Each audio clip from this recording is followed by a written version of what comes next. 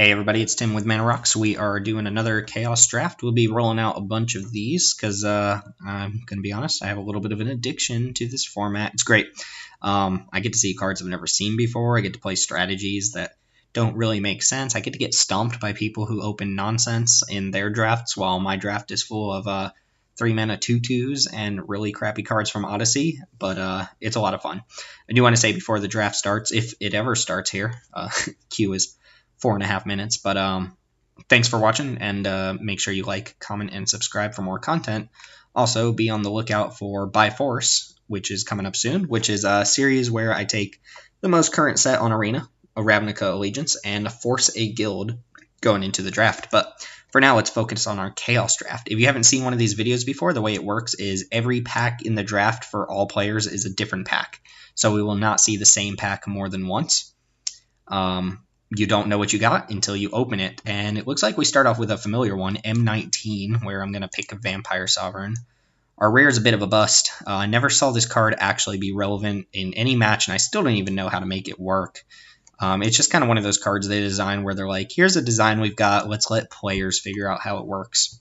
As a first pick, Vampire Sovereign is just a solid, strong card. Not much else to say. Like, Regal Bloodlord's cool, but I can't guarantee in a Chaos Draft that I'm going to see life gain synergies or anything like that. I might be able to wheel a Johnny's Welcome, but new players, if they're playing Moto for some reason, really like this card. I don't expect a lot of new players to be on Moto, though. New players seem to be flocking towards Arena, which rightfully so they should, but we're going to take a Siege Rhino with Flying, which is a nice start. This card was great in M19, and it should be great in just a core draft. A lot of times you'll see kind of non-synergistic decks in these Chaos Drafts. We're going into Hour of Devastation here, where I'm going to take Torment of Venom, I think. Supreme Will is also good, but remember this one. 4 mana, instant, put 3/1 counters on a target creature, and the opponent either sacks a non-land permanent besides the one you put counters on, discards a card, or takes 3 life. Gives them a lot of options, but 4 mana, essentially -3/3 that sticks around is nice. Some other decent cards here.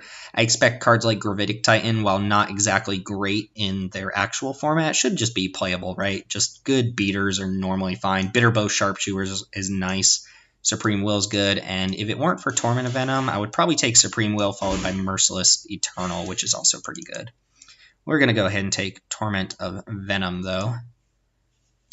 And 2 good black cards to start off with is nice. Notice the rare was missing out of that last pack. And hopefully we wheel that Merciless Eternal, if we actually end up playing black, of course. I think my approach here is take the strongest cards out of the pack. This is less, I think, about figuring out what colors are open and just making sure you have a bunch of strong cards. Oh, God, what is this? Apocalypse. Sack a land, gain 3. X red white. The next X damage is dealt to another target. This searches up soldiers. When it attacks, it gets +3/-3 until end of turn. And a Disciple. -2/-0. Dega Disciple. That might be pretty good. Last Caress. Target player loses a life and you gain a life. Never mind, that's not the card I thought it was. Haste gets +1/+1 as long as you control a white creature. And what? It's really bad. Necro Disciple. Green to filter, white to prevent a damage. So lifelink. And Urborg Uprising. Okay, well, a card I know. So this essentially gives the enchanted creature lifelink, but when that creature takes damage, you also gain that much life. So like reverse lifelink. I like these 2 red-white cards, but I'm going to take Urborg Uprising. This lets you get 2 creatures back from your graveyard and it cantrip, so it's a straight up 3-for-1. Oh, I love Ghostwave, but this is probably not a good place to take it, right? Ghostwave just blinks all of your creatures until the end step. Scorch Rusalka sacks creatures to ping for 1. To arms! Untap all creatures you control, draw a card. 3/1, Bloodthirst 1. So 4/2, it's a lot of work. Infiltrator's Mage Mark is sweet. +1/+1 and unblockable on a creature, plus anything else that's enchanted is unblockable. White to tap a creature. If we end up black-white, that seems good. 5 mana 3/3. When another creature enters the battlefield, its controller loses a life. Could be okay. And then Rune Boggle's a little bit weird. Prevent the next 3 damage that be dealt to any target. Draw a card. Okay, so question is, do we branch out here? Take something like Mage Mark? Probably not. Or do we take like Thrall or Poison Belly Ogre? kind of like this Thrall. Could also take Ghostway and just try to have a bunch of ETB effects, which I like because it's interesting. Ghostway can also help you against sweepers and whatnot. And Eldritch Moon up next. Faithbearer Paladin, 3/4 lifelink for 5 is a fine card. This is a 2/3 flying with Defender, but it can only attack if you have 4 different card types in your graveyard. So not exactly the easiest to get online, but it could be good. Mill 2 on a 1/3, and then I don't like that very much. Bloodbriar was good in its format, and Borrowed Malevolence was a card that I thought... Malevolence, not Malevolence, was a card that I thought was really good, but people just never latched onto it. I mean, I'm between either Geist here or Borrowed Malevolence. I don't think I want Faithbearer Paladin. I don't even know if I'm white. I think I just take Malevolence here. And look to stick with black. Ghostway is not a guarantee. Oh god, more cards I don't know. Let's start with black. Destroy target creature power 2 or less in cycle, and that's already pretty good. Put all enchantments on top of their owner's libraries. Whenever a spell is countered, draw a card. Okay, whatever. Destroy target artifact. Deals damage equal to converted mana cost. When it becomes tapped, 1 damage to any target. +1/+1 for each mountain. Whenever an opponent casts a creature, if it's an enchantment, it becomes a 3/3 knight with first strike. That's pretty good. Whenever an opponent casts a creature spell, if it's an enchantment, it becomes a 3/3. And I assume that's Oracle text. Huh. Tragic Poet, we know that one. And then some more green cards. Destroy all auras attached to that creature. What? So SWAT seems good, but Opal Champions was a 3/3 first strike for 3. God, more cards. Darksteel. Whenever a creature is dealt damage, destroy it. Until end of turn, whenever a creature dies, that creature controller loses life equal to its toughness. Huh. This doesn't actually seem that good. What else do we have here? What? Oh, I thought they said Mer Landscaper. Target land becomes an artifact in addition to its other types. Cast a spell when you and declare attackers. Attacking creatures get +X/+0, where X is the number of attacking creatures. Sacrifice those creatures. I don't think we're set up for that right now. And then this destroys artifacts and all artifacts with the same name. 3/1 pro artifact. Sure, I guess we'll take Shrivel and Riot, but I don't think I'm playing anything. Gain life equal to damage. Teferi's Puzzle Box, huh? Well, that's a little bit too gimmicky. Python is a 3/2 for 3. Hard to cast 3/2 for 3. +1/+3. Return enchanted creature to its owner's hand. Oh, but the aura pops off, I see. Bull Elephant. 4 mana 4/4. When it entered the battlefield, sacrifice it unless you return 2 forests you control to their owner's hands. 4 mana 4/4 is probably really good, but if they just kill that, you're so far behind. Untap target permanent. Destroy target non-aura enchantment. Target creature loses flying. And Goblin Recruiter. Let's go and reserve the 3/2. When it becomes bot, gets +2/-2 until end of turn. Alright, back to our opening pack. We wield some pretty not great auras. And right now it looks like we're just kind of like a black-white control deck. Ghostway's probably not going to be very good for us. Infernal Scarring might just be decent here. There's also Havoc Devils. And we're wheeling a lot of red cards, so I think we're just going to take Havoc Devils and maybe we end up red instead of white. Definitely black. This is a good pack. Unsummon's nice, but we're going to take the Merciless Eternal. Good card. You can discard a card for 3 mana, give it +2/+2, and it has a Flick 2, so anytime it becomes blocked, you get 2 damage in right away. Definitely an upgrade to Python. I think a card named Python would have some sort of ability, right? Very low on creatures right now. Shrivel and Rot, probably not going to make our deck either. This is really weird. Whenever a creature is dealt damage, destroy it. Whenever a creature dies, that creature it could be good. Alright, definitely not playing Overgrown Estate. This lets you shuffle your hand back and draw that many cards. And don't think we're playing Flowstone Charger either. It attacks as a 5/2. Narrow Disciple. I guess it's just the Disciple. Not really looking to play it here. Alright, we'll take this Poison Belly Ogre. Seems fine. And Whispers of Emrakul, not going to play this either, I don't think. If you get Delirium, it's just Hymn to Turok, but without it, it just makes your opponent randomly discard a card. Sure, we're not playing anything here. Forest Walk, oh my god. And we gave up on the SWAT this pack for Ghostway, which we're probably not playing, so... Or no, we gave up the SWAT for Opal Champion, which is going to be really good if we play white. I don't think they were playing this even if we do play red. But I would say that pack went decent. We came out with a good removal spell, a really good creature, and I would say we're guaranteed to play probably all this minus the Disciple. Alright, Spellbreaker Behemoth sweet, but we're not even close to that. Sanity Gnawers, 3 mana. When it enters battlefield, target player discards at random. Brain Bite, Sworn. Not really. Wow. Oh, Cathari Bomber. Alright, Cathari Bomber's good. And for white-black, we have tap target creature unless its controller pays 2. 3 mana O2. Singe Mind Ogre's also decent. 4 mana 3/2. Your opponent reveals a card at random and loses life equal to its mana cost. I think I'm going to go Cathari Bomber here. 3 mana 2/2. When it hits the opponent, you sack it and make 2 goblins, and then it has Unearth for 5, which brings it back for a turn with haste. It's either that or like Singe Mind. Right now, I'm more excited about these 2 cards than I am about those 2, and Havoc Devils is kind of whatever. So I'm wondering if I stick with white-black or if I try go red-black here. I think Cathari Bomber is good, and we might wheel one of these other 2 red-black cards. Whereas if I take this, I don't have anything to wheel out of this pack, really. Messenger Falcons is fine. So yeah, Cathari Bomber it is. Still consider Havoc Devils. Hey, cards we know. Night Veil Predator. Rude. Just take Burglar Rat. Burglar Rat is good. And not really passing up on too much here. As much as I love a Night Veil Predator, could even still take Night Veil Predator if I thought blue-black was just going to be awesome or something, but I'm going to take Burglar Rat. We're not going to force a double blue card when we don't have anything blue and we're in pack 2 right now. So still deciding which of these is the right direction to go. First Eruption was always kind of bleh. Oh, Whisper is nice, though. I don't think I'm going to have a good Whisper deck. Blood Tallow Candles, fine removal.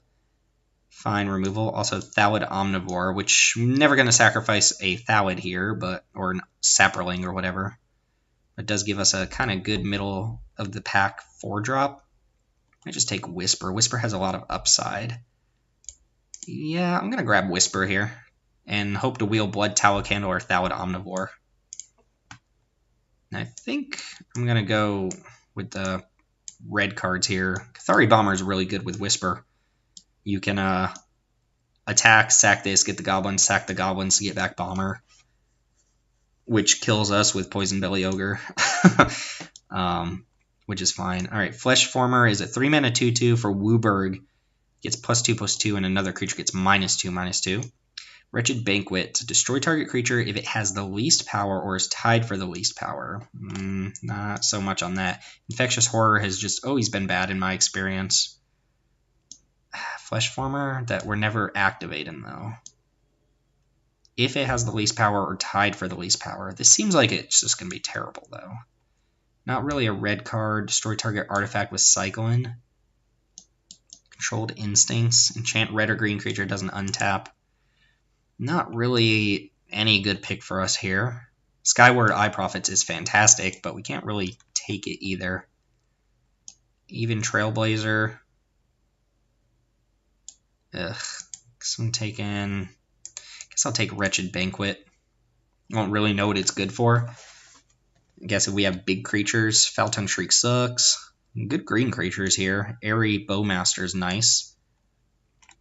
And then Carsey Sadist. Whenever it exploits a creature, target opponent loses 2 and you gain 2. Exploits means when it comes down, you can sack a creature to do that. The rest of this pack is unfortunate. Don't think I'm going to have Mana Fixin'. So I guess it's just Sadist, which isn't exactly good here. Could use more token generation in my deck. Hibernation. It's a very hateful card. Return all green permanents to their owner's hands. Ravenous Scourge, 3 mana 1/1 flyer. When it attacks, it gets +2/+0 until end of turn. So 3 mana, essentially 3 mana 3/1 flyer on attacks. I like that. Falter, creatures can't block. Goblin Matron fetches up goblins. Goblin Patrol sucks. Looming Shade. We saw this in the last draft just with different art. Monk Realist. He's like, yeah, I'm a realist. Human Monk Cleric. Destroy target enchantment when it comes into play. And then Rune of Protection White. Could be really good. I'm going to take the Scourge, though. Seems like a good attacker. Dryad Arbor. Poolin Venom. Whenever Enchanted land becomes tapped, its controller loses 2 life. I like this guy. It's a 2-mana 2/1, and then on upkeep you can sack it to deal 2 damage. Or, I'm sorry, 3 damage. This is a 5-mana 4/4.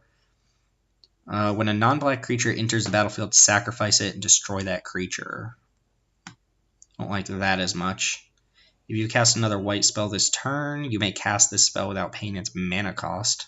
Destroy all enchantments, and then +1/+1 in Vigilance, Cycle, and Flashback. I think I'm just going to take the 2-mana 2/1 here. Sightless Ghoul, Undying, 4-mana, 2/2, can't block. It's not great. This is Darkest Henshin. Haunted Fengraf gets a creature back at random. Just go ahead and take this. It's decent with Whisper. It's actually not even that great. It can't block. That's kind of bad. Maybe I take Torch Fiend, just have outs to, like, artifacts? Sightless Ghoul. I guess it's sack fodder for, like, Carsey Duelist and Whisper. First pack went a lot better than this last pack, I would say. Or this second pack. But we're just looking to fill out curve here. More removal wouldn't be bad. Especially considering how my opponent's drafts went last time. Man, they had removal for days. It seems like it's going to backfire and kill us. Not even sure when this is awesome, right? This doesn't seem that good. And prevent the next 1 damage that would be dealt to any target this turn. I guess that's not a bad ability. The white ability on this is something that comes up, and it plays better than it looks. Let's go and take Singemind Ogre here. Nice little burn spell on a creature. Gorger Worm's cool too. And then there's the Vectis Dominator, but I'll take Singemind Ogre here. Kind of like it. Sure. I guess just Maniacal Rage. Again, you might be able to cheese people here. Journey Mage, 3-mana 3/2, or First Eruption could be good as a sideboard card. Deals 1 damage to each creature without flying, which actually kills a number of our creatures. Yeah, I'm going to leave that in the sideboard. It could be good against some people. Alright, Infectious Horror coming back. I guess this is better when we have like Urborg Uprising and stuff like that. Flesh Former is just a 3-mana 2/2. So might as well take a 4-mana 2/2 with very minor upside. Maybe you can like attack with it and then sack it to Whisper after blocks or something like that. I don't know. Yeah, I'm being a little bit generous to Infectious Horror. I'm really looking not to play it here. I don't mind a lot of the other cards we have in our deck. I wouldn't mind if we could replace Python or Sightless Ghoul. Foul-Tongued Shriek is just pretty bad. Domes your opponent for each attacking creature you control. You gain that much life. It's easy to think, oh, if I attack with like 5 creatures, this deals 5, but that never happens, right? We're not even that creature heavy. Guess we got 13. We do have a lot of incidental damage on our creatures, though. All 3 of these deal damage when they come down. Poison Belly Ogre hits our opponent. It hits us too, but it does hit the opponent whenever their creatures come into play. Merciless Eternal hits them for blocking. I don't really love Lumen Shade, but we'll consider it. I'm definitely going to take it. And then Patrician Scorn. Alright, 17 playables. Time Stop. Oh my god. Someone's getting past a Time Stop. This is a messed up card. 6 mana, end the turn. You just counter opponent's spell and they can't do anything else for the rest of the turn.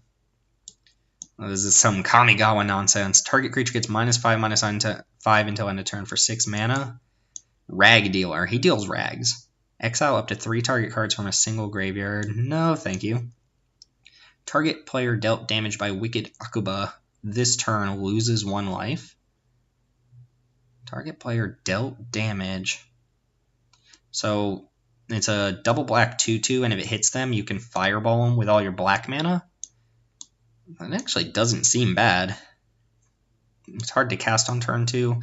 Pool Under is just removal, though, right? That's interesting. This has to get in, though, right? So it's not very likely that happens. Might try to wheel that. I don't think it will. Honor-Worn Shaku is mana ramp. Enters battlefield, add red. 5 mana 3/3. You may change targets of target arcane spell. Yeah, okay. kind of interested in taking Akuba here. Well, we got the pull under, but would have probably switched to Akuba there. Merciless Eviction's very nice. Glare and Spotlight's also really good. Takes away Hexproof, and then you can give all your creatures Hexproof and unblockable for a turn. I'm probably going to take Skullcrack, though. Oh, wait, this doesn't hit creatures, right? It only hits players. Ugh, that makes it a lot worse. Beckon Apparition, Merciless Eviction, Glaring Spotlight. It's tempting to take the burn spell, but that's all it does, right? If this hit creatures, we would be snapping it. Take Glaring Spotlight, it's fine. It's not like it's amazing or anything like that, but yeah, it's fine, it's fine, it's fine. All right, that's fine, I said. If we have to make playables, like, we could do worse than Glaring Spotlight. We do have kind of the tools to be a burn deck, right? Infectious Horror, Foul Tongue Shriek are cards we could play. Don't think we're playing Wretched Banquet or Lumen Shade here, or Land Shaper for that matter. Target land becomes an artifact. It's really good with that Vyashno that blows up artifacts. Excuse me. I do like me a Bronzebeak Moa, but we're not playing that. Toil and Trouble. Target player discards 2 cards and loses 2 life. Okay. Or Trouble deals damage to target player equal to the number of cards in their hand. Tithe Drinker is really good, but we're not playing it. Yeah, we'll take Toil and Trouble. Mind Rot with a little bit of upside I like. And then sometimes Trouble will Lava Axe the opponent. And nothing else we're really playing here. Maze Abomination's a 6-mana 4/5 Death Touch, because big creatures need Death Touch, and then it gives multicolor creatures Death Touch as well, which not really necessary. Note that these have Fuse. If you haven't played Dragon's Maze, the split cards in that set had Fuse, which means you can pay the total mana cost of both sides and cast both of them, which is a kind of nice little combination here. Didn't play a lot of Dragon's Maze, so I don't know how good this card is, but just the first half Toil seems okay, right? Mind Rot's a card you'll play some amount of the time. Wow, Urnum Gym. Urnum Gym is nice. And Dwarven Driller, 4 mana, 2/2, destroy target land unless its controller has it deal 2 damage to them. So tap to shock or destroy a land. Rat's Feast, exile cards from graveyard. Liberated Dwarf. Target green creature gets +1/+0 and first strike to sack it? What? Treacherous Werewolf. As long as 7 or more cards in your graveyard, it gets +2/+2 and has, when it dies, you lose 4 life. 4 mana, 3/1. When it enters the battlefield, discard a card at random. When it leaves the battlefield, draw a card. Don't really like that. Ooh, Swirling Sandstorm. So this card's interesting because for 4 mana, it does nothing. But if you have 7 or more cards in your graveyard, it deals 5 damage to each non-flyer. I think I'm going to take that. I kind of like this Dwarf, though. Nah. A Sweeper? Nah, we're taking the Dwarf. I like having access to a Sweeper. Sphere of Resistance, nice. Addle is like a weird discard spell, right? Yeah. Goblin Patrol again. Falter again. Soltari Trooper is very nice, but we can't play it. Jungle Worm's also kind of decent. Whole bunch of stuff we can't really play. I didn't expect to see Vintage Masters here. Don't think I want Sphere of Resistance, so what do we most likely play? Goblin Patrol, a 2/1. Addle.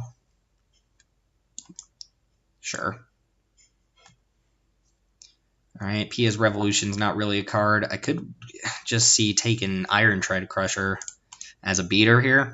Beaters are good in these sorts of formats. I have enough things to crew it, I think. Poison Belly, Havoc Devil, Singe Mine. I also have a lot of creatures that don't crew it. Python crews it. This does not. Yeah, I guess one of my creatures don't actually crew it, but again, you can stick 2 creatures into the Iron Tread Crusher. Sure. I've got a lot of 4-drops now. Diplomacy of the Waste. Oh, Dowsing Gloom's a very nice one here. What a joke. 3 damage to any creature and you gain 2 life. Pretty good. Costly Plunder. Pyromancer. Okay.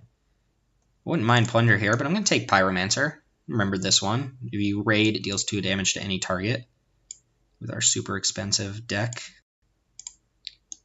And we did not wheel that double black guy, which is fine. We're not going to play anything here, I don't think. So, Graveyard Hate? Graveyard Hate again? Sky Knight Legionnaire, you guys are so rude. Everybody's so disrespectful. I take back an apparition. It's fine card. Not like good, but it's fine. Not sure I want to play Maniacal Rage. I probably do though. I'm not even sure Whisper's that good. This is a creature as well. Not really a reliable creature. Destroy target land unless the controller has. Tap Shock is pretty good. Rakdos Cluestone. Could see playing that here, having a bunch of 4s and 5s in the deck. Cut Glare and Spotlight.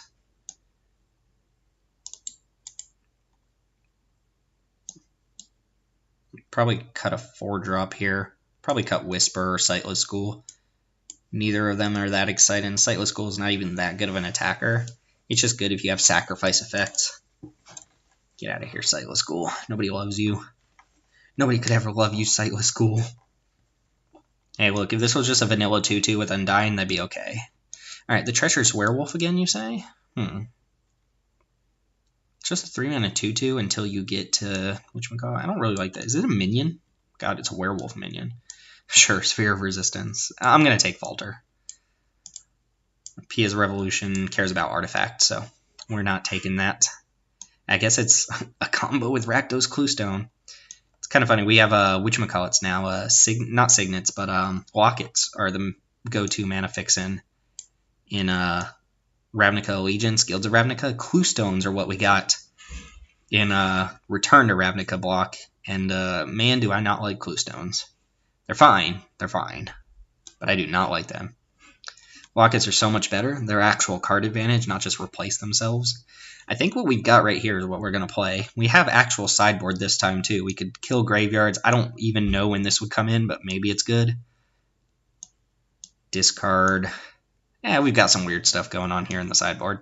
But I think we're going to play what we have right here on the surface. Sort by color. Majority black for sure. Probably just go 9-8 again.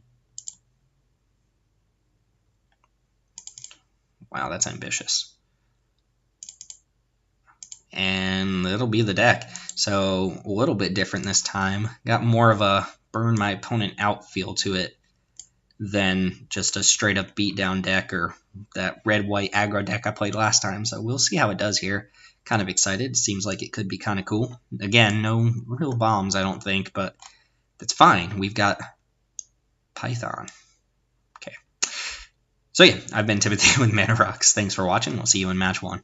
Match 1 against Balrog. Gonna keep on the play. Vampire Sovereign's really good on turn 5, even if we don't do too much. Probably gonna run out the Sadist as just a 1-3 unless I draw something else. It can exploit itself, but I'm not gonna do that. Man, my opponents with their tap lands. Ooh, hello. Wonder how long you're supposed to hold on to this if you're just supposed to run it out. Let's go and cast Sadist here.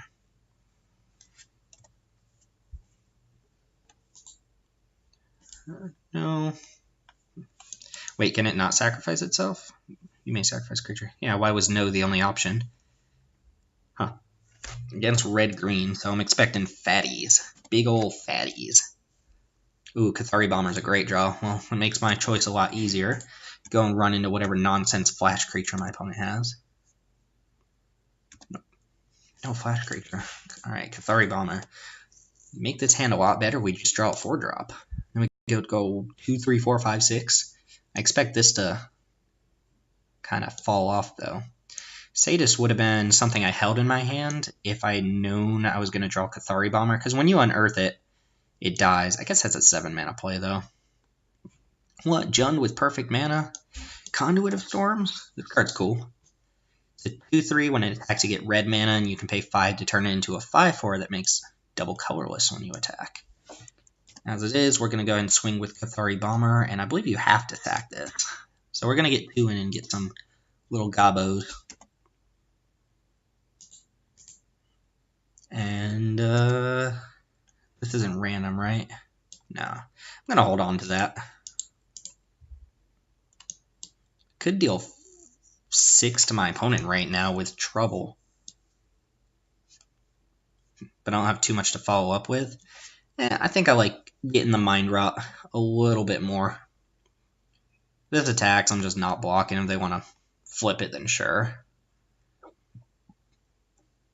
because they can attack with it, get the red mana, and then if they play a land for the turn, they can go and use the red mana that it created to transform it mid-combat, which is kind of cool, right? I remember liking this card. Also, the art's kind of dope. And it's an Eldrazi werewolf on the back. I'm a big fan of Eldrazi. I know some people don't like him, but those people are wrong. Next turn, I'm going to run out Vampire Sovereign, Poison Belly Ogre the turn after that. I'm not blocking here. I don't think my opponent's going to use... Oh, well. Oh, beginning of the next main phase. Never mind. Add red at the beginning of the next main phase this turn. Okay, I see. I thought it produced red, and then it had the clause that said that red mana doesn't disappear, but I guess I should read the card. So you can't do the trick I just mentioned, but you can use it post-combat. So this is going to be a 3-2 on attack. Dormant Volcano, nice. That's not how that works. You have to... Oh, geez. So in order for this to enter the battlefield, you have to sacrifice an untapped mountain, which my opponent doesn't control at all. They just sack their land drop for the turn. It's not good. Iron Tread Crusher would be nice to play here. Can't really attack into Thriving Rats, which is annoying, but can play a Vampire Sovereign. My opponent just missed a land drop too, which is disgusting for us. And we'll pass. Keep in mind at some point we can go ahead and unearth Cathari Bomber to get into hasty damage, make some more goblins. Probably going to drop Poison Belly Ogre, or if, well, actually, target player just...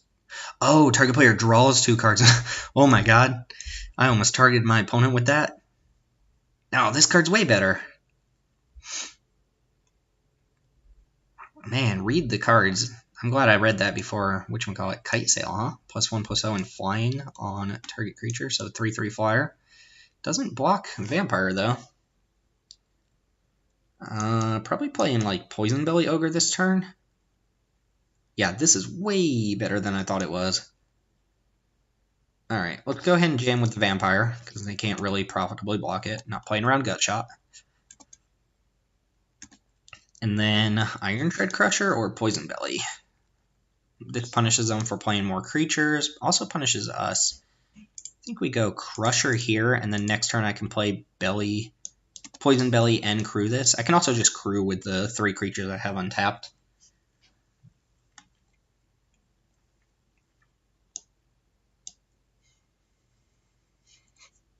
I'm at 21, opponent's at 12. I've got a decent amount of burn spell here. Or a decent amount of burn damage, I should say. Sorry, there's background noise behind me. It's confusing what I'm trying to say. Did I put a Delirium card in my deck? Alright, so they're just going to straight up transform the Conduit. Wonder if they attack, though. They do. And they get 2 colorless mana. So let's hit for a lot. 6 damage is not negligible. They get 2 colorless mana, but I don't think they're going to be able to use that. Be kind of cool if they could. Nope. Alright. Nice. So we can attack for 9 here.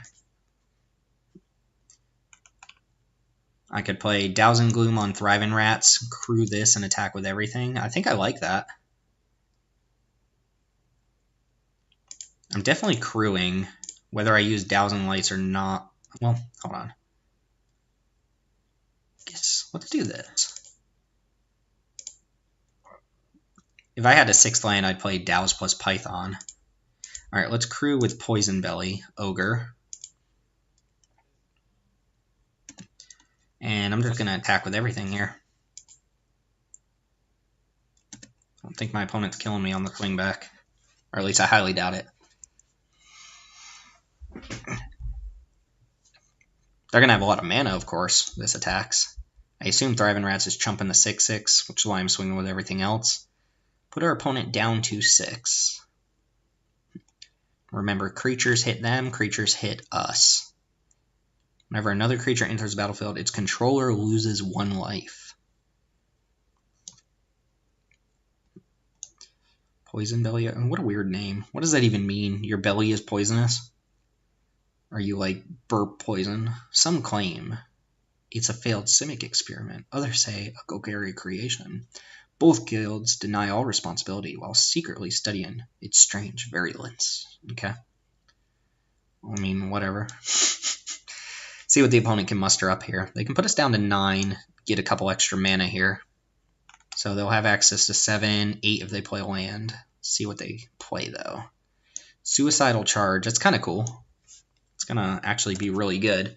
So they can sacrifice this to force all my creatures to attack and give them all -1/-1. I do think they just die here, though, to toil and trouble. Alright, so actually this isn't even that bad because I'm going to crew with the creatures that would have otherwise died.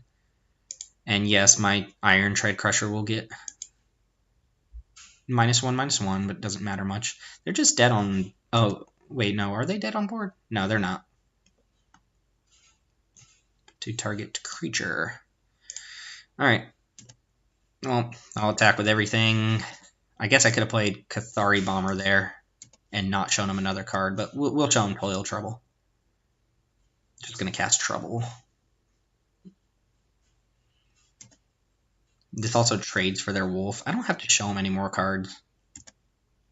Yeah, I'm not showing my opponent any more cards here. I don't want him to play around Trouble by like emptying a hand as soon as possible or something like that.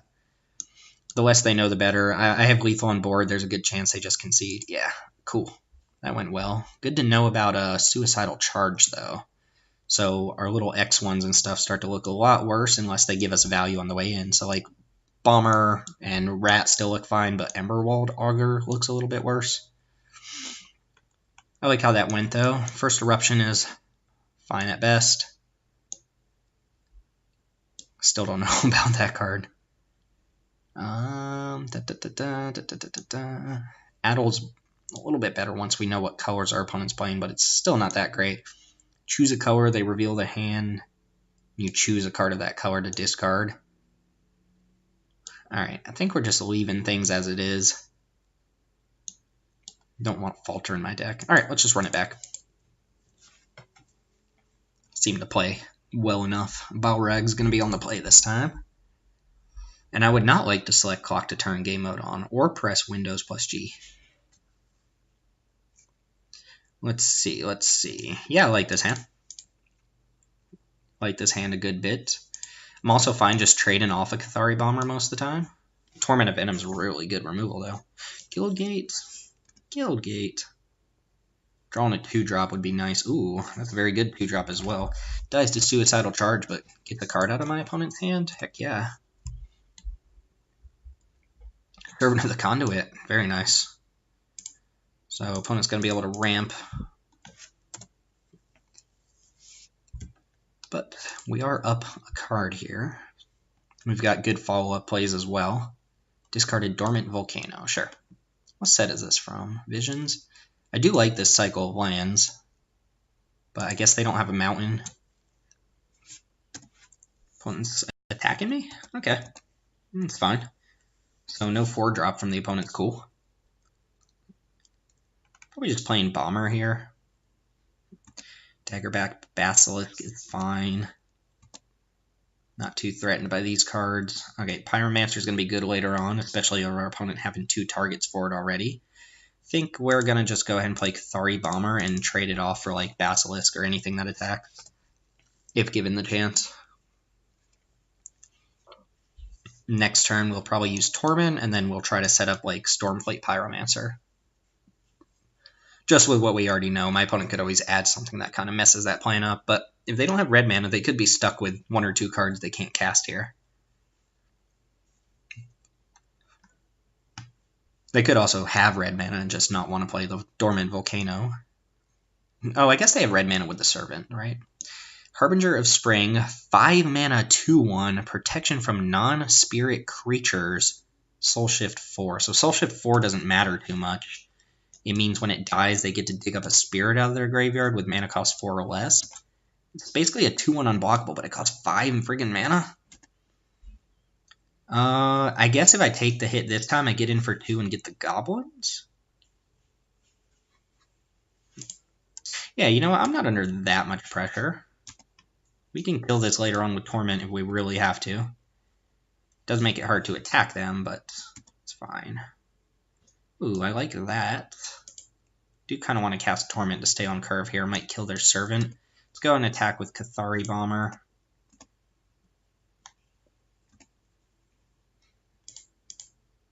Maybe just play Ravenous Scourge.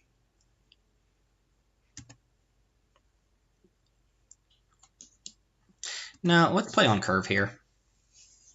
I'm expecting these two to attack. Maybe I'm supposed to kill this right away, but probably going to Torment Harbinger now. They have red mana. I kind of forgot about that. So killing this doesn't... killing this does kind of cut them off red, but they could have cast a red spell last turn. Yeah, oh, definitely don't care about the Servant too much anymore. So we're going to send Torment at Harbinger here, because this could be problematic later on.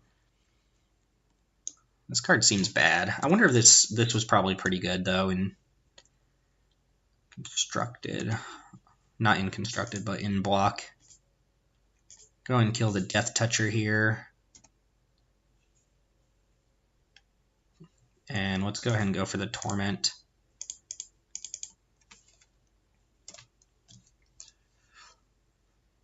So in addition to putting 3/1 counters, they'll either lose 3, sack a non-land permanent, or discard a card. I imagine they'll just lose 3 life, but that puts us kind of even in the race. And it kills their 5 mana play. Their 5 mana 2/1. Daggerback trades. I might have to throw away Burglar Rats to get this Pyromancer down. What was that?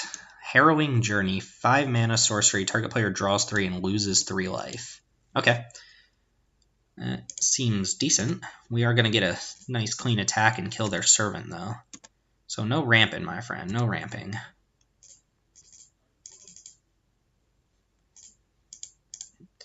Shaboom. Alright. Pounce it back.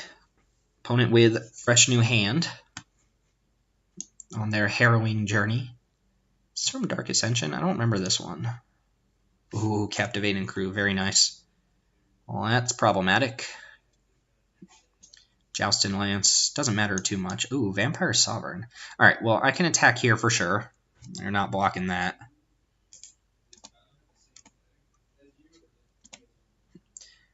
And then, what? Vampire Sovereign?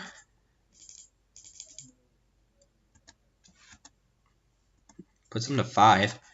Remember, this can only be activated at sorcery speed, so they can take a creature. Hopefully they can't sacrifice it or anything, but it's not like they can take my vampire mid-combat or something and kill me with it.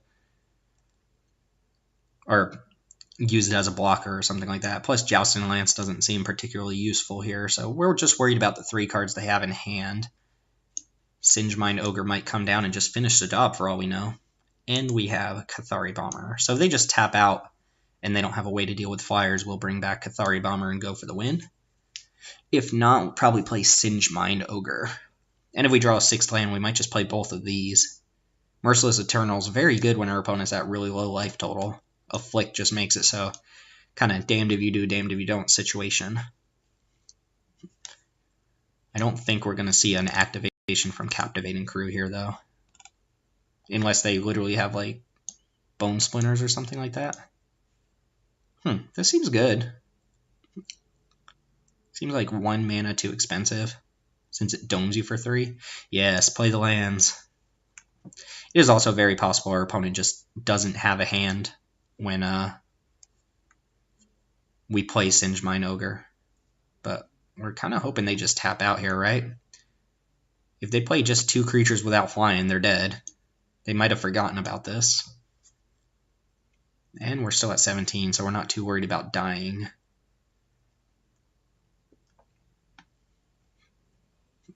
Also, Burglar Rat still here. Ratatouille on board. Yeah, we are not blocking that. Not trading my vampire. This makes it more likely we're just going to kill him. Thriving Rats. Alright, and you have 1 more card in hand? Just play it out. Show me a non-flyer in your hand. Joustin' Lance. Okay. So not necessarily have the win. I'm still going to go for a Cathari Bomber, I think. Yeah, I mean, this just wins the game if they don't have anything. This is only first strike on your turn, right? Yep. Yep, okay, we got it. Their last card must not have been super relevant. It seemed like just a kind of solid deck. They were splashing red for the most part, but they messed up bad with that Dormant Volcano. Plus, this card seems really bad if Soul Shift doesn't matter. So unless you have some random other spirits, this card seems terrible. I guess it sits back and blocks everything. Pro Spirits is kind of a good ability, but our deck played out nicely there. See if we can do it again. See you in match 2. Match 2 against Pro Star 30. Pretty slow, weak hand. Hopefully -1/-1's good. We are on the play here. Draw a couple creatures in between now and turn 4 and we'll be okay. Or maybe like a Douse and Gloom or something like that. I'm fine keeping hands like this. Pouncing Jaguar, so they have to sacrifice their first land or else lose their Pouncing Tiger. Okay. I mean, it's going to hit me for a lot, but they're going to be behind a land drop on the draw.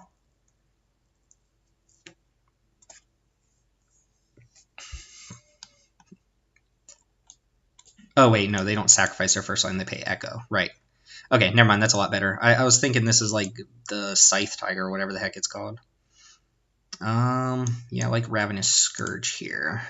1/1/1's kind of gnarly card, but it's fine. Okay, so Pouncing Jaguar is going to get 4 damage on me here. We're going to play some card that me and my opponent have never seen before. And we're going to go about our merry way. My opponent playing this leads me to believe they're just like a beatdown deck. I guess this card's fine. 1 mana 2/2 that makes you sacrifice playing something on turn 2, essentially. On turn 2, you're just going to play a 2/2. Ooh, Vithian Stinger? Nice. So this actually works out pretty well. It does make me use my trick right now. So +1/+1 on this, -1/-1 on that. And kill Vithian Stinger. It does have Undying, but if my opponent uses their whole turn to bring it back and ping my Ravenous Imp, then that's fine. If you don't know, this is a pinger, but it has Unearth. I think I keep saying Undying, I mean Unearth here. Also get to kind of level the playing field. Hit our opponent back for 4 that turn. Snake Umbra. Wow, that's really good. Pool Under does kill through Snake Umbra with the Totem Armor, but they're going to draw cards now. Sweet little deck for the opponent here. They are going to outdraw me here, if nothing else. Implement of Ferocity. Put a counter on something. Alright, so Poison Belly Ogre uses my mana the best. Singe Mine Ogre is not likely to deal a lot of damage to him. I'm going to go and pop him for 3. And I guess at this point we're hoping to draw something for Pool Under. Or we're hoping to draw the, whatchamacallit, the 6th land.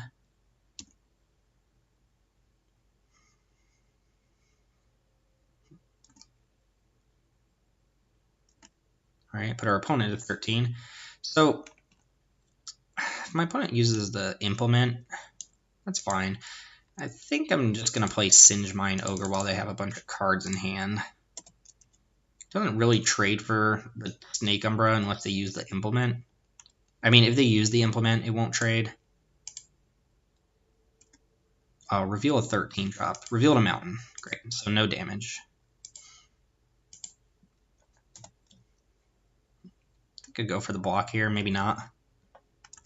Oh, they're just gonna pre-combat go for it. I remember that Implement being pretty good. No, I'm not gonna block here. I'm gonna hope to just draw the land for Pool Under and take their creature down. They do get to draw a card here, which is not good for me. They're on 6 cards. And a Vithian Stinger in the graveyard.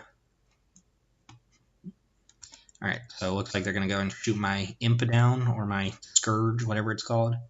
And 6th land? Maybe? Maniacal Rage. Alright, that's not great. Can't block. Let's play Poison Belly Ogre here and double block this Jaguar, I suppose. Trade one of my creatures for Snake Umbra.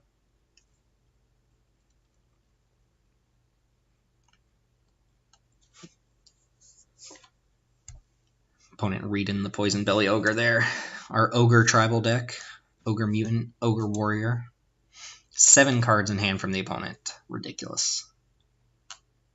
And I assume they played the Mountain last turn. If they attack, I'm double blocking for sure.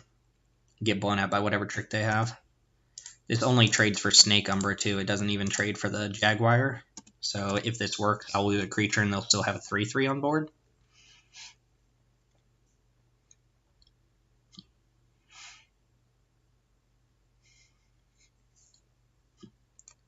Okay, seems fair. Chartooth Cougar is cool, with the old art too. Nice.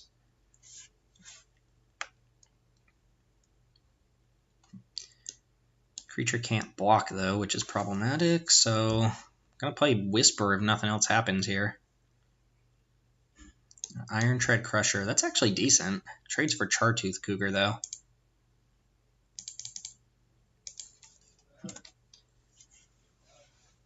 If they attack with both, I'll crew this and block the Jaguar.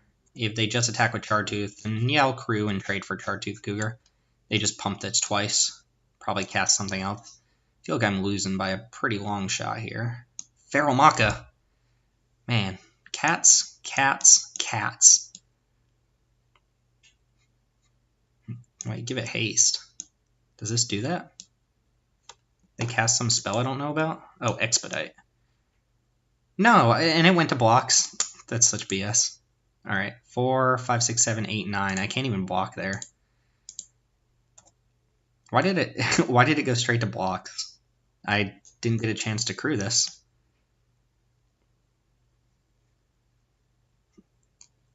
Alright, opponent with just the beat down here. As long as you control a mountain, Summon Apes gets menace. Okay. Well, I feel like I got cheated out of a block there, but I'm not sure what happened. My opponent just cast Expedite and turned their creature sideways. First Eruption. Good against most of their deck. The rest of my deck, not so good against most of their deck. Guess we could bring in Addle if it trades for like a late red or green drop. I don't know. Addle actually doesn't seem very good. They've just got big creatures, so if we can beat big creatures, we're fine. Feral, I'm not going to bring in First Eruption. I'm just going to draw again. Again, if I think we draw on the 6th land for the -5/-5, we'd be fine. Here, this is slow. I'm going to keep.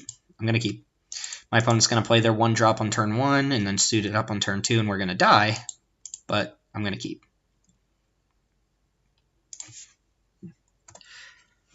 Yeah, I know I'm supposed to mulligan this hand. I'm aware. I'm aware. All right, Pro Star 30. Show me the Jaguar. No Jaguar? Ooh, that's a good 3-drop if we don't draw a red source. I'll go ahead and coil myself since I now know that it draws cards. All right, no 2-drop from the opponent as well is pretty good. Cluestone. Okay, that's a little bit better. That lets us just go Vampire on turn 3. Or turn 4.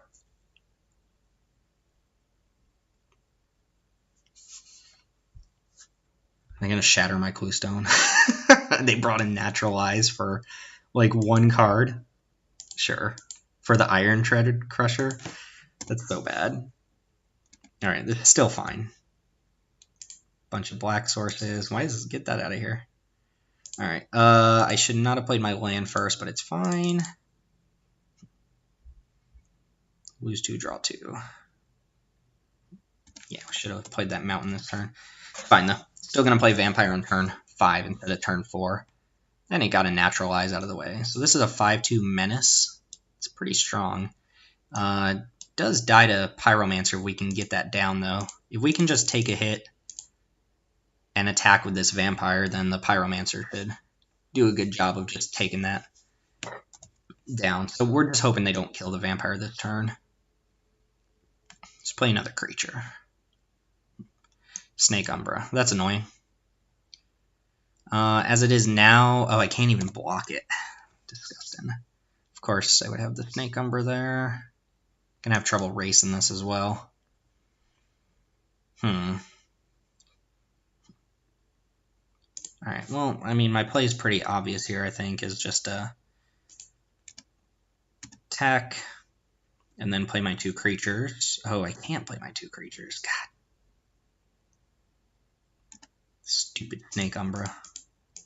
Is this the rare one or the uncommon or common one? I think this was shifted up to rare in the most recent master set. Taking another 6 this turn. Well, we had a plan. It did not work out. Ugh, that Naturalize actually messed us up a lot. We would have been able to kill this on turn 5. Opponent outdrawing us in a green deck. I think we're just going to lose this game, unfortunately. I'm going to attack with Cathari Bomber, though.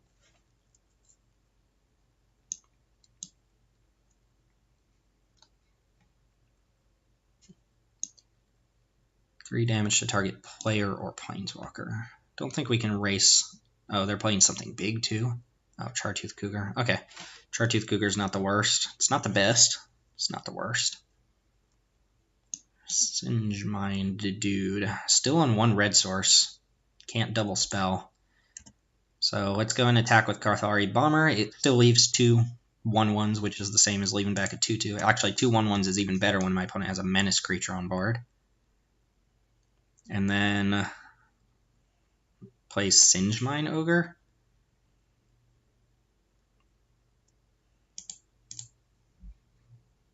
Yeah, I guess I'm just playing Singe Mine. Wonder if I was supposed to attack with the vampire and actually try to race, because I have 2 damage here plus whatever Singe Mine does. Alright, that might have been a mistake. Come on, this is going to have to hit something good. Overpaid?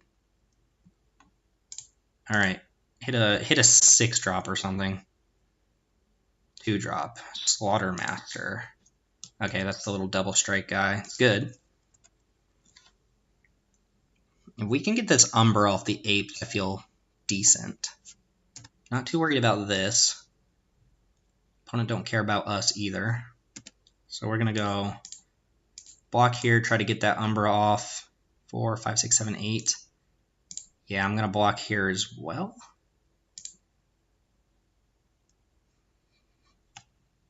Could double block the Chartooth Cougar. Keep me a Goblin versus what?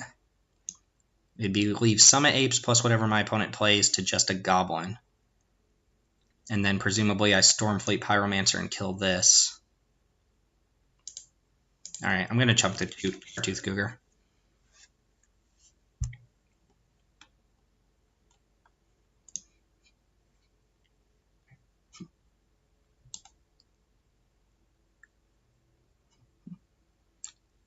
Alright, does that work? This also gets messed up a lot if they kill the vampire, because then I won't be able to raid this. I think Mountain is my best draw. Alright, there goes Slaughtermaster. Into Phyrexian Digester. 3 mana, 2/1 Infect. Okay. Alright, we did draw a Mountain. That's good. So, kind of have to attack here.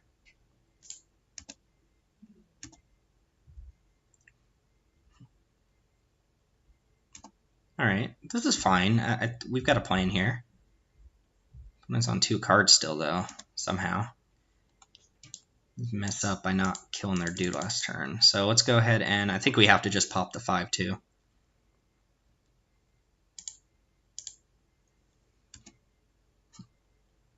And then I'll play Emberwild Augur.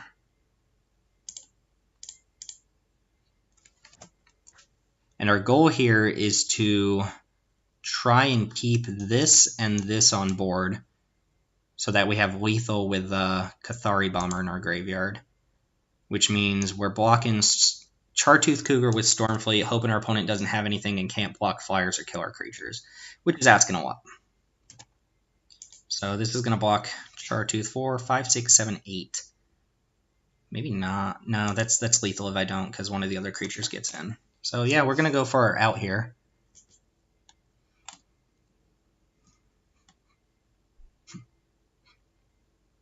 Opponent with 2 cards in hand. Oh, they're casting Lead by Example, Support 2. So this is 7, 8, 9. Wait, no, this is going to be 4, 5, 6, 7 damage. All right, that doesn't kill us by itself. Puts us down to 2. And opponent with 1 card in hand. All right, well, we're going to play to our out here. Wait, what? Oh my god, this isn't a triggered ability? 2 damage to target player or planeswalker. Activate this ability only during your upkeep. It's not a triggered ability. What? What? You have to literally activate it during your own upkeep? Oh my god, I missed it. I thought it was going to trigger during upkeep. Alright, this is 5, 9. We can still do a couple things and have some blockers. So we're not just dead. Because Cathari Bomber comes back and gives us 2 blockers after dealing damage. So we'll still have a bunch of blockers here. Oh, I could also attack 2, 4, 5, 6, 7. Guess let's just go for lethal. Alright, we figured it out. Oh my god. Good to know. Jesus. Alright, this looks a little bit better now. Our opponent is kind of the beats. They have ways to pump their creatures, and First Eruption's not good against Snake Umbra specifically. But should be okay. I wish I had taken that sweeper. The 7 cards in your graveyard deal 5 to everything. Could probably try and bring in Addle. I don't want Maniacal Rage. I'm not racing my opponent's big creatures. I probably don't want like Dwarven Driller here. Poison Belly Ogre is also mediocre. My opponent brought in whatchamacallit. They brought in Naturalize. I have 3 targets now for Naturalize. I think that's fine. Maybe I bring out Whisper too. Whisper is really slow. Alright.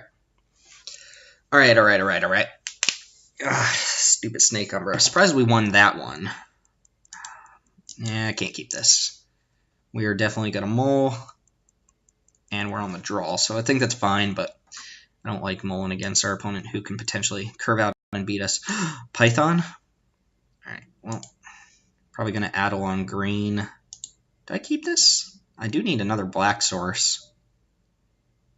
Just bottom the Cluestone here. I'd rather draw natural lands, play Singe Mine or something. Yeah, I think we're just going to Addle on green. Oh, our opponent's creature had Infect. Right. Alright, let's go ahead and take that off. Yeah, of course. Let's play black and pass. Yeah, I forgot our opponent's creature had Infect, so it didn't actually hit our life total. The Ashno Slaughtermaster. Should be able to beat that. Oh, God. Alright, we're going to name green here. Try to take a Snake Umbra or some pump spell or something like that. Lead by example.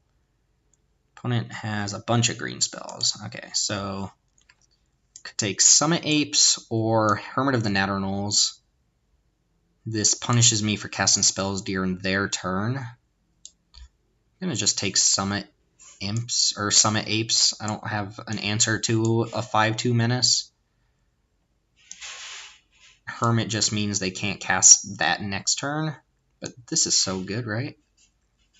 5/2 Menace for 4. Okay, get Summit Apes out of here. And we'll just ship the turn. Black Source off the top would be very nice.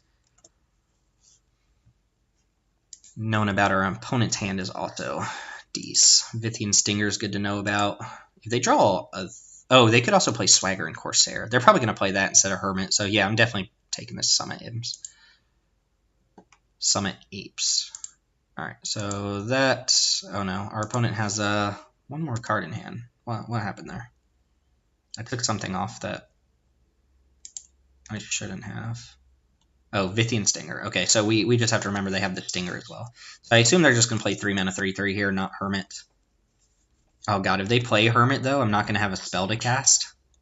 Are they going to go for the upside or go for the 3/3? Okay, they went for the smart play, but not the play that's going to punish me if I don't draw a Swamp right now. Alright, no plays. Go for it, opponent. Ah, stupid Python. Why are you even double black? You're a 3/2. Taking 5 here. Getting wrecked. Hermit coming down. We're going to Singe Mine to Ogre them. Yep. Alright, they have all non-lands, though. They don't play a land, so Singe Mine Ogre is going to do something. Oh my god, if we don't draw a land next turn, if we don't draw a swamp next turn, they're going to flip this Hermit of the Natterknolls. They could also just not cast anything on their turn. I have to trade this Singe Mine Ogre off for something. Naturalize in hand. Okay.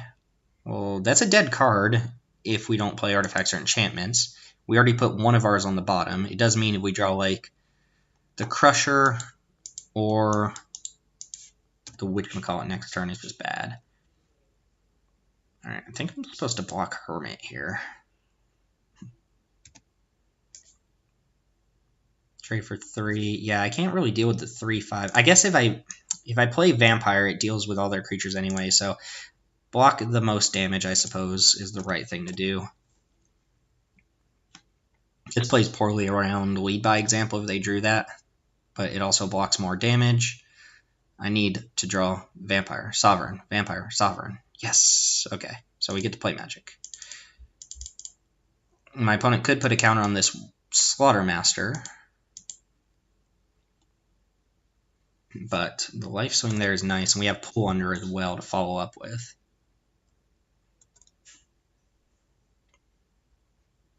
Alright, so we know nothing about our opponent's hand except Naturalize at this point. Opponent did in fact go for the counter on the Slaughtermaster. Trade my Vampire for it, I suppose. Don't love it, but we're going to do that. Yes. Yes, yes. Alright, now I'm going to go ahead and flip Homeboy. We're going to probably have to pull under that. Oh, Torment. Well, Torment makes it irrelevant, but keeps it on board. Pull under just kills it right now. And we want to cast that. God, if they have a way to pump it. But we know one card is naturalized. I think they would have gone for whatchamacallit last turn if they had it. So let's give it -5, -5.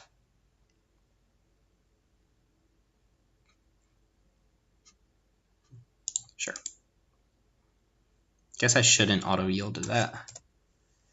And then pass. Play Python. Vithian Stinger is going to start doing work on our life total. Feral Macaw.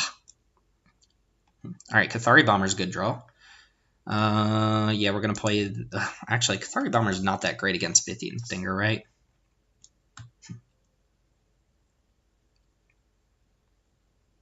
Still gonna play Bomber here, though.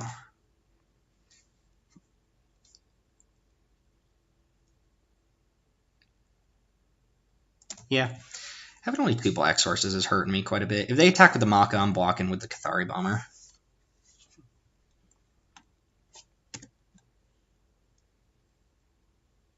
I just can't afford to take a bunch of damage. Still with the Naturalize in their hand. The Pouncing Jaguar. Okay, First Eruption's good right now. No, they have Naturalize. Gross. So what do I do here? Do I play Bomber and make him start pinging things? No. Do I Torment Jaguar? Do I play Python? Do I Torment Vithian Stinger? That doesn't seem right. This deals 1 damage to each creature without flying. So that would kill Vithian Stinger. They would get 1 more shot at it. Yeah, that seems good. Okay. And they'll probably end up naturalizing the First Eruption, which is fine. But this lets me kill Vithian Stinger, so they only get 1 more shot at Undying. They're going to go and shoot me here. Then I'll play Python. And drawing Urborg Uprising would be very good here. Or just any average size creature.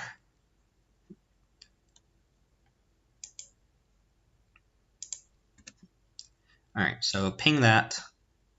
Play Python. Sure, naturalize that, doesn't matter too much. Basically just using this as a removal spell for the Stinger. And then we'll cast the Python. Opponent has 1 card in hand we know nothing about. And they're going to probably pay for Echo, I assume. And I assume also attacking. I'm not going to block this turn. Because if they don't have another creature to add to the board, Torment just kills this thing. And I will have nothing.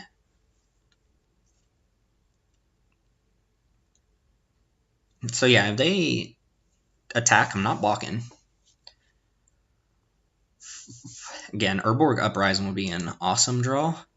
I guess I can Cathari Bomber too. Maybe I do block because I have the Cathari Bomber. I want to get my life total too low here. No, let's just see what they play.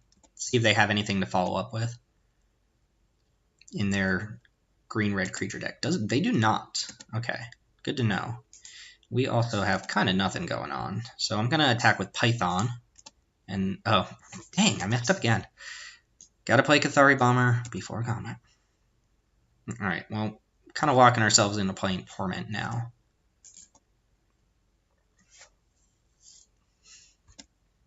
Still don't have to, though. So still not going to. Oh, big creature. Chartooth Cougar. Alright, we can make Chartooth Cougar small. Or we could just kill Pouncing Jaguar. I think we just make Chartooth Cougar smaller here. That way it trades for a Goblin token. And opponent can either discard a card in their hand or take 3 here. So this will be a permanent 1/1 that they can Fire Breathe, which means we can't let it in, right? Because they can Fire Breathe and potentially kill us. They did take 3. Closes the gap on the race here. Alright, pretty easy Cathari Bomber turn. Should have done that last turn. 5. And I'm going to attack with both of my guys. Get in the Python damage while I can. And I'll be left with Python and 2 untapped Goblins. So this is going to be a really close game. Keep in mind they have that stupid Stinger in their graveyard. So I can't go down to 1 life. They also have 2 cards in their hand we don't know about. And I have nothing left except what I have on board.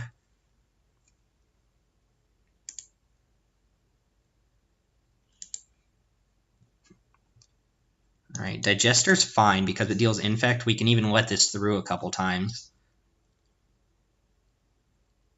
And Undying Rage, +2/+2 and can't block. Okay, so I guess we just... Well, actually...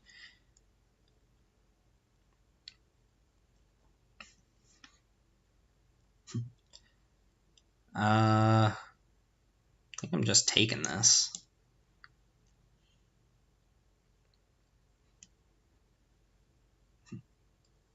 Yeah, I'm just going to take this. Go down to 2. Alright, draw a spell would be nice. No such luck.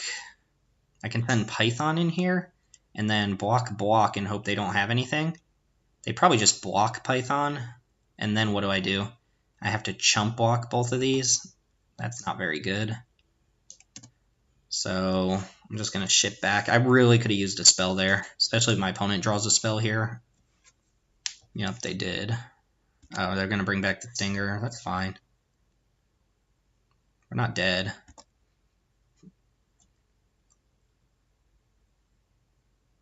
Oh, they should 100% attack with Jaguar here. Because now I have to chump Jaguar.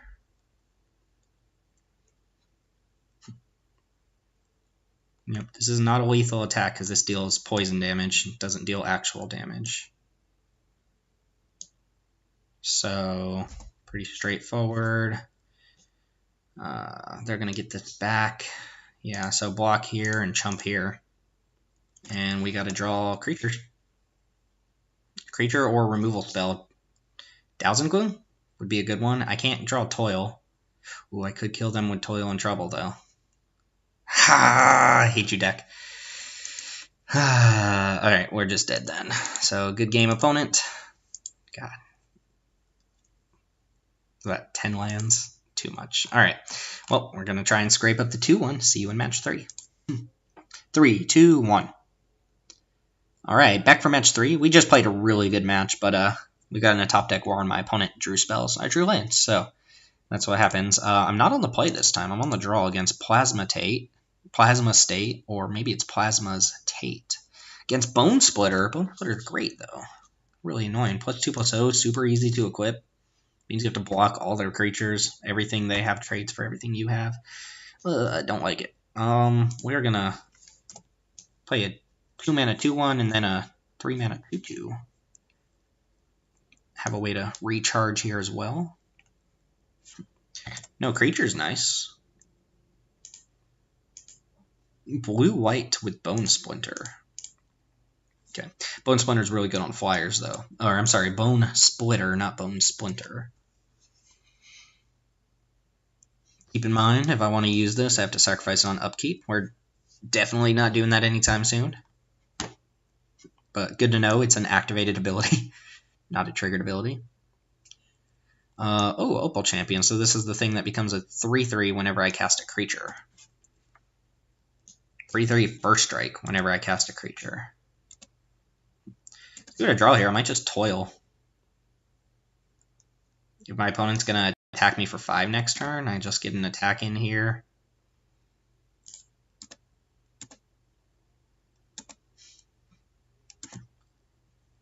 and toil myself. Could trouble my opponent for 4. Could I trouble you for 4? Or am I supposed to just play Cathari Bomber? Becomes a 3/3 night creature with first strike. That's not till end of turn. So they just permanently have a 3/3 first striker, which seems really good. Gonna have to play a creature eventually, though. Maybe I can race him with Bomber. Alright. There, you played a 3-mana 3/3. Probably Bone Splitter in it. See if we can race it. This is so cheap to equip, though. It's 1 to cast, 1 to equip. Opponent is not going to equip, though, which is less damage I'm taking here. Kind of nice. Means they're going to use all their mana, though.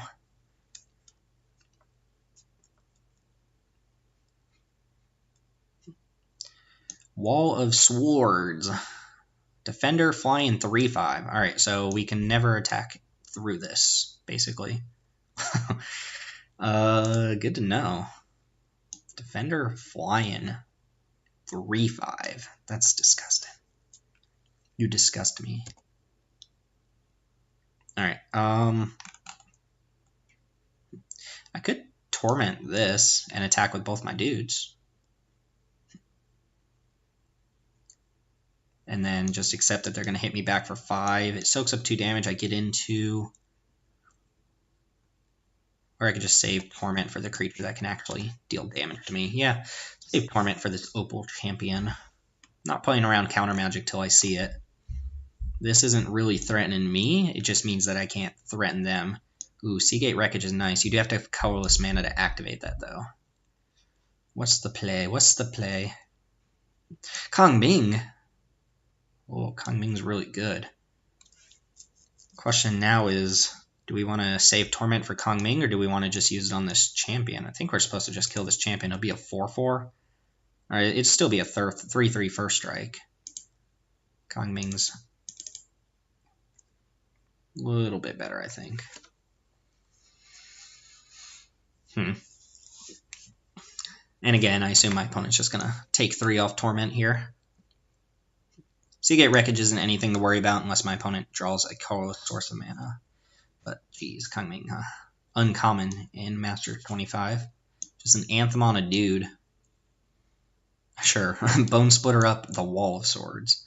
Ooh, Pull Under is a nice draw. We can cast that next turn, and this turn just go Poison Belly, Ogre, and pass. Still no attacks for a while, though. Opponent's on 2 cards as well, and we have a good answer to any super difficult to deal with creature.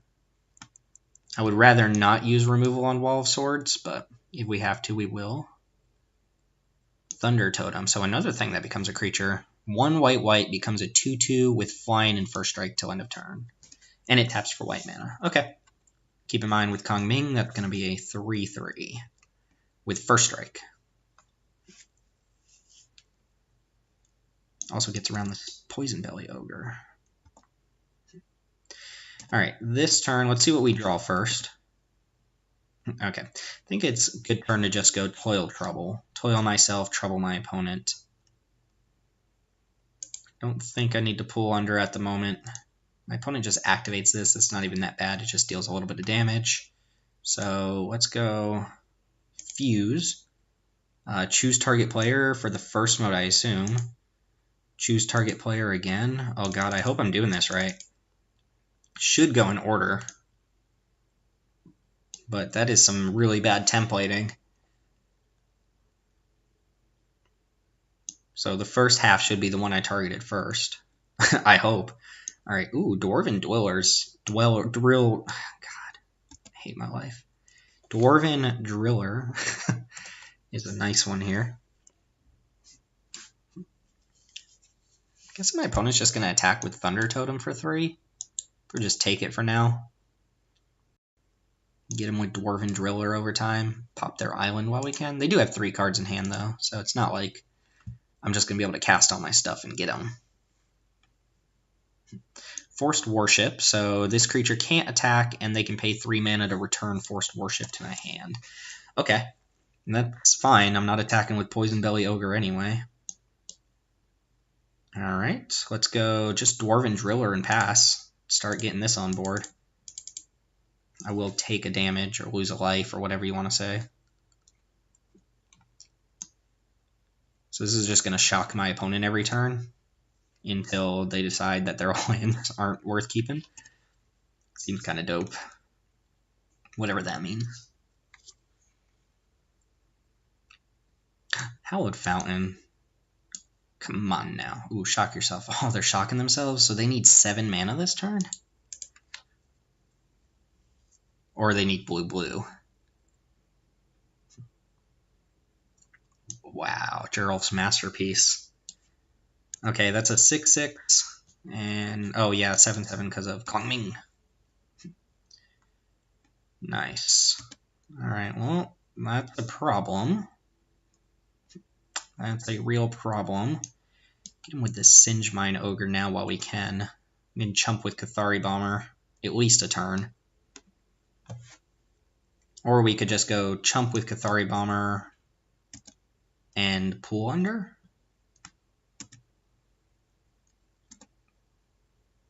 Alright. What's the play? Kind of like chump and pool under. Tempting to get this Ogre down while my opponent has a card that's probably not a land, but that might not be the right thing to do. This can also come back, right? 4 mana, discard 3 cards, return it from the graveyard to the battlefield tapped. Okay. Good to know, good to know. Uh-oh, what else are we casting here? It's going to be some nonsense. Willbreaker? Well, yeah, so if they ever target one of my creatures, they just take control of it. They target it with anything. Right now, they have nothing that targets. Good to know. But, geez. Alright, assume Masterpiece is getting in there. And yeah, let's go ahead and send Cathari Bomber under the bus.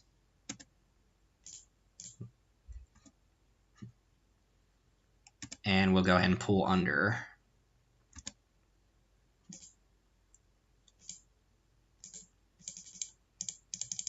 Dang, my opponent's got some really good cards here. A bunch of rares and cards that used to be rares.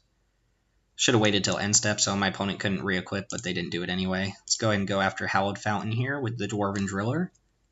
They take too much damage. They are going to die to this Emberwild guy. No, they just let it pop. Huh. Alright. Can't be good news. Dowsing Gloom's good. Dowsing Gloom is good. Alright, so here, this has to deal combat damage to get the 1/1s. Pretty easy turn. We're going to go Ogre plus Dowsing Gloom. Play out our lands. And we can actually douse on their turn. Douse Kongming. Hopefully they can't just cast whatever their last card is here. Hopefully it's like a...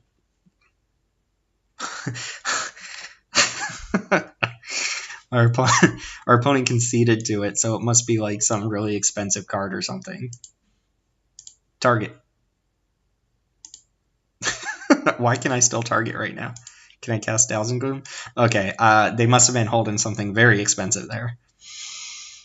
Alright, I like the first eruption here against Kongming and Willbreaker and all this nonsense, so we're going to bring that in. Addle seems not good against them. They've got a bunch of artifacts and stuff. Graveyard Hate isn't really going to do the job against whatchamacallit. Discard also probably pretty bad. So yeah, I'm going to bring in the first eruption. Maybe Beckon Apparition? Nah. And our opponent's got like Forced Worship and stuff, so let's not give them a 2-for-1 there. Let's go ahead and just bring in the first eruption and see how it plays. On to game 2. Oh, Glaring Spotlight, also a card. Falter. Falter could do the trick against friggin' Wall of Swords. Other than that, not really seeing much. I don't want to bring in like Graveyard Hate against Geralf's Messenger because we got to get in the graveyard first. Shrivel and Rot still seems like a card that, I don't know, doesn't do anything. If you know what I mean. Alright, on the draw this time. This hand is not amazing, but we are on the draw. black source in the first 3 turns and it's good. Our opponent's not playing a fast deck. I'll keep this. Against Plasma State. 1 drop. Bone Splitter again. This didn't even seem that good in their deck, but it's fine. And of course, just rule of thumb, if you keep 3 of one color, you're going to draw a card of the other color. Murphy's Law.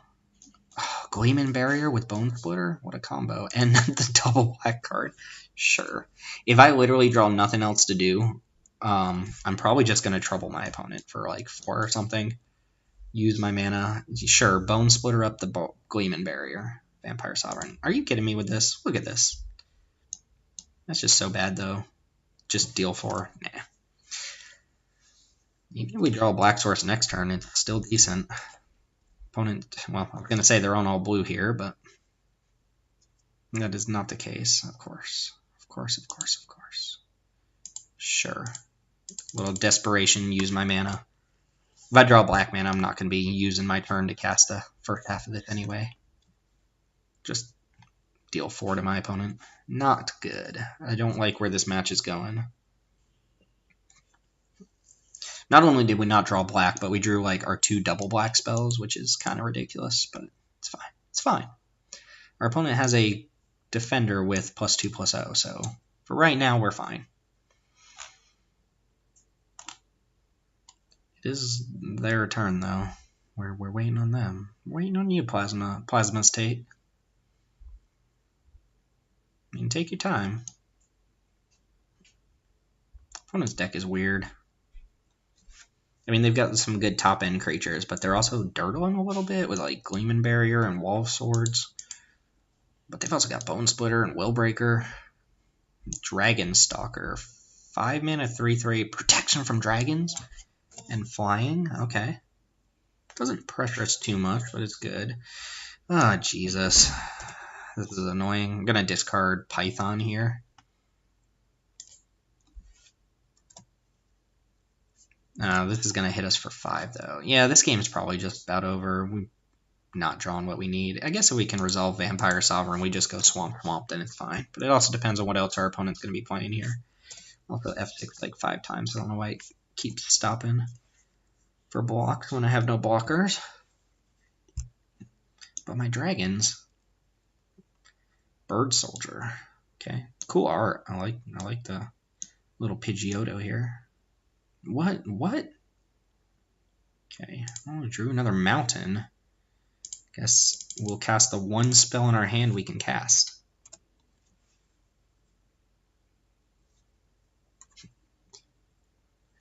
And nothing from the opponent. They're not adding anything else to the board, so they're probably on a lot of creature removal. They just keep bouncing Bone Splitter back, then sure. What set was it from? Scourge? I think that's Scourge. Scourge had dragons in it, I assume. Pacifism. Okay, so good removal spell. Emberwild. Alright, let's just go to the next game. We've got a spell that doesn't do anything. We're dead in 2 turns to an opponent who did nothing virtually, and we weren't able to cast anything. So just submit again and hope to actually draw lands, because that was kind of ridiculous. Guess we kept no black mana, but geez. We have more black than red, right? 2, 4, 6, 8. Yeah, and we keep drawing like the all mountain hands and all of our double black cards. God, Python is so bad. Why does it have such a restrictive mana cost? It makes no sense. Don't want Maniacal Rage definitely against Pacifism and Forced Worship. Infectious Horror could punish my opponent for having a bunch of just defenders, but one of their defenders is a 4/5, so even that's not necessarily true. Ugh. Alright, opponent, I don't know what you're boarding against. You boarding against Havoc Devils? Alright. Take the play. Double black. Alright, I like this hand, but it has no creatures. It does have the Toil and a Cluestone and Urborg Uprising. It needs to draw some stuff in between. Thousand Gloom also looks pretty bad against my opponent. I don't have too many big creatures or anything, so I can see this hand not being great, but hopefully Toil does some work here. I wonder how often you just trouble the opponent on turn 3. Alright, Vampire Sovereign, very good draw, especially having the Urborg Uprising in hand. And still no plays. Probably going to play Cluestone on turn 3 over Toil and Trouble. Mostly because Toil is always going to do the same thing, and later on in the game has some... Ooh, my opponent... Oh, when it dies, right. Right. Yeah, let's just go Cluestone here. Because if I draw a basic land, I get to dump Vampire Sovereign on turn 4, and if not, that's fine. I still have an extra mana to play around with. Thousand Gloom on Servitor is quite nice. Draws us both a card. This is the original from Rise of the Eldrazi. It is the OG Rune Servitor. Opal Champion, back in business. Dwarven Driller. Not quite the draw I wanted. I think we're just going to go Thousand Gloom this thing. I don't really want to give my opponent a 3-3 right now. Could also Toil myself.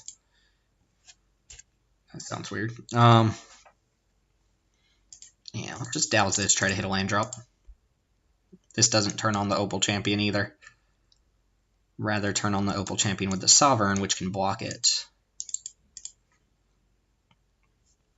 Could just cast Dwarven Driller. If my opponent hadn't played like a super relevant creature or this champion, I'd probably just jam the Driller here. Alright, hit a land would be nice. Yes. Alright. Not doing anything with that land, but still nice.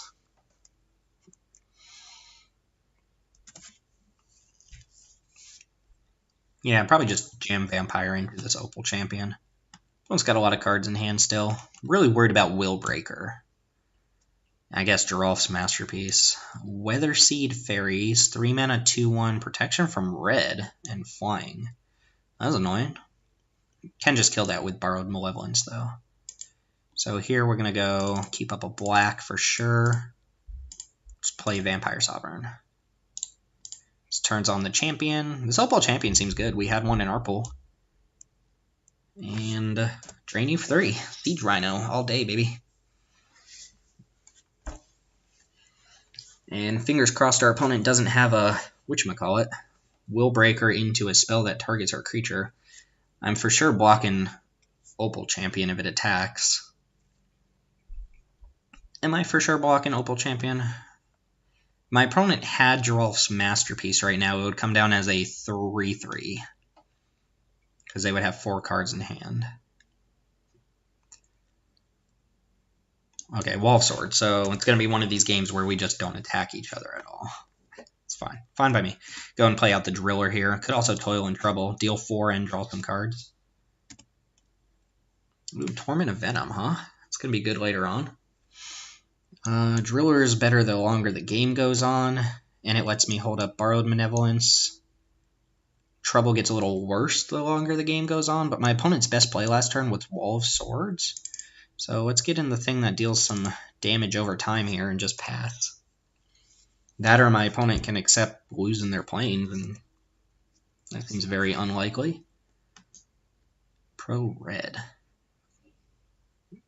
2 days after the forge was completed, the fairies were immune to its flames. Okay. Urza's Hammer. What is this from? Judgment, right? That Judgment pack was so bad, but it had like 2 bonkers cards. Alright, here comes... Oh, Stasis Cell. Enchanted creature doesn't untap during its controller's untap spell. You can pay 4 mana to attach it to target creature. Okay, so if I activate it, it just doesn't untap, basically. Okay, I mean, it's annoying. They can shift around where it goes. It doesn't stop it from attacking or blocking or anything, though. It just stops it from untapping.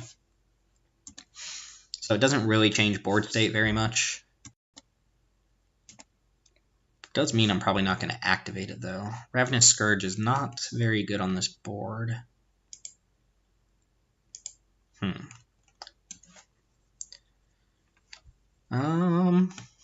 Guess we go for the Toil Trouble now. I'm not super excited about playing anything else here.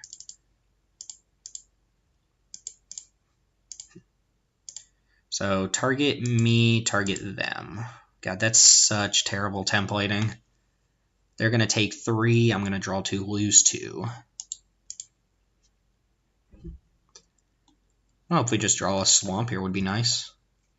Keep in mind we can crack this Cluestone at some point moving forward.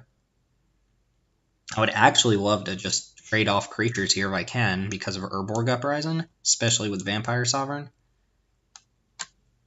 But I'm going to save Torment of Venom for Willbreaker or potentially Geralf's Masterpiece, since those are going to be the hardest cards for me to beat. We can beat Thunder Totem.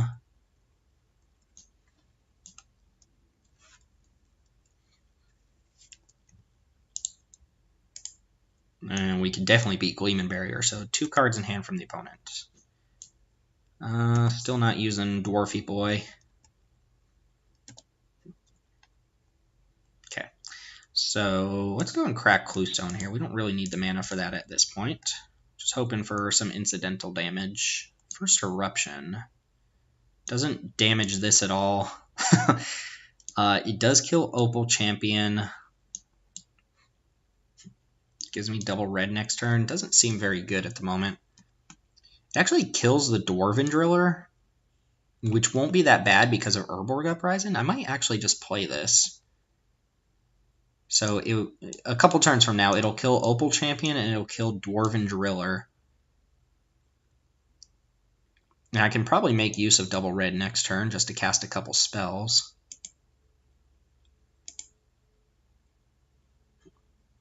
Yeah, I think I'm going to play this out. 2, 3. 3 damage to each... Oh, 3 damage to each creature. Well, that doesn't really make too much of a difference. It still won't kill Weatherseat Fairies because of protection from red. But might be able to get rid of this Stasis Cell. And then rebuy the Dwarf and start using it. Obviously, I'll use this to turn before First Eruption goes off. Just to deal 2 to my opponent.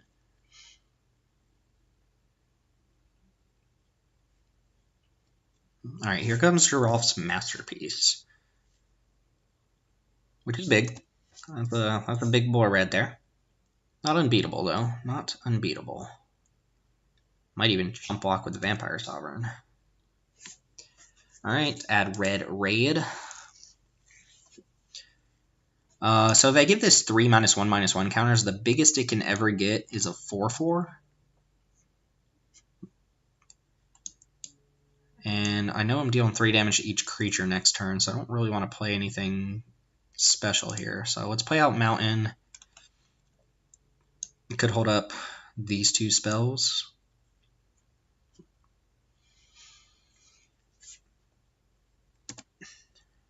All right, we lose the red. Yeah, I mean, I'm not using it for anything. If my opponent keeps up mana, they can move the Stasis Cell to the Vampire before this resolves. Which means they get to keep the Stasis Cell around, but it's not really that good. Especially, I don't plan on tapping this Vampire anytime soon. Unless for some reason I'm attacking with it next turn, but I don't think I am. We're kind of sitting here just looking at each other for a little while.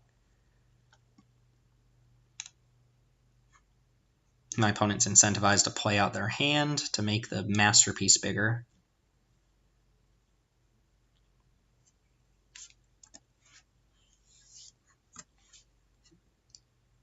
I think I'm going to block and then go for Torment of Venom on it. They have to play 2 spells to not just lose it here. Still don't think my opponent has counter magic. So if they cast 2 spells, it'll be a 4/4, and I can even use Borrowed Malevolence, and it'll take quite a few turns for them to get this back. They took 3 instead of sacking Gleeman Barrier? Alright, well, we just took that down and dealt 3 to our opponent. And let's go ahead and mine some Dwarf. Let's go and target a Plains. And see if they want to move Stasis Cell to the Vampire.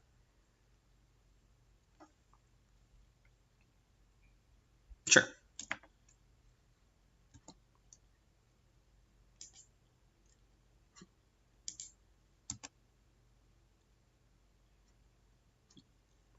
And opponent took 2. Cool. Alright, so first Eruption coming off. I think it's worth just... Oh, we can activate again on upkeep. And save targets? No, thank you. Let's go for the Plains again. Now we'll just play out a bunch of creatures.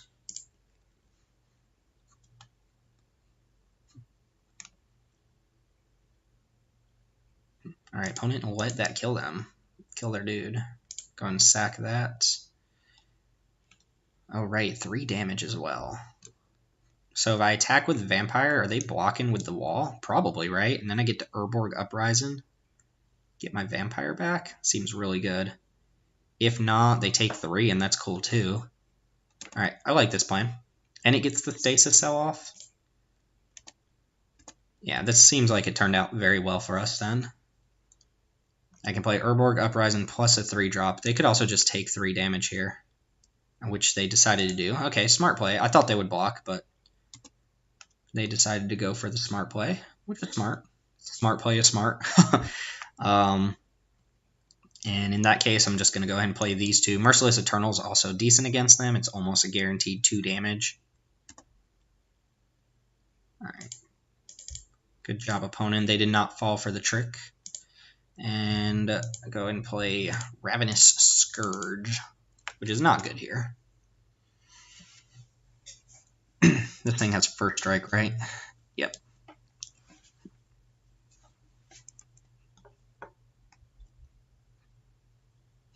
Alright, so they can get back Geralf's Masterpiece here, which I would be fine with. Nope, they played a land.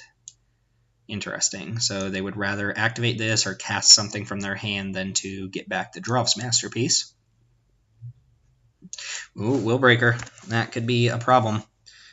That could be a huge problem. Leonin Dengar, 2 mana 1/3. As long as it's equipped, it has +1/+1 in Vigilance. It seems terrible, but okay. Cool. Alright, Vampire will not untap here. Havoc Devils seems just fine. Nothing wrong with a little bit of Havoc. So I'm going to attack with Merciless Eternal. Let it die, I think. And then I'm going to Uprising back the Dwarf plus the Eternal. So our opponent will be at 4 here. I can't attack... Actually. Nah, I'm going to do what I said there. I'm not gonna do anything crazy with this thing, because they just block with the Wall of Swords and then put like Gleeman Barrier in front of Merciless Eternal. But I like this play. Opponent's out of cards too. Maybe my opponent just blocks with Gleeman Barrier. That would be really bad for them. Okay. Yep. I could actually keep this alive by discarding a card. Oh, no, they're going for it. Actually, Borrowed Malevolence?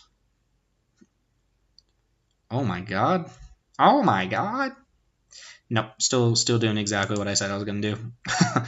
I'll let this die. Deal damage, that's fine. Let's go ahead and get back our guys. 1, 2, 1, 2, 3, 4, 5, and we draw a land. We'll just play the dwarf guy. We did draw a land, so dwarf it is. Guess the Eternal threatens them a little bit more. I could probably discard enough cards to keep this alive and then swing at him one more time.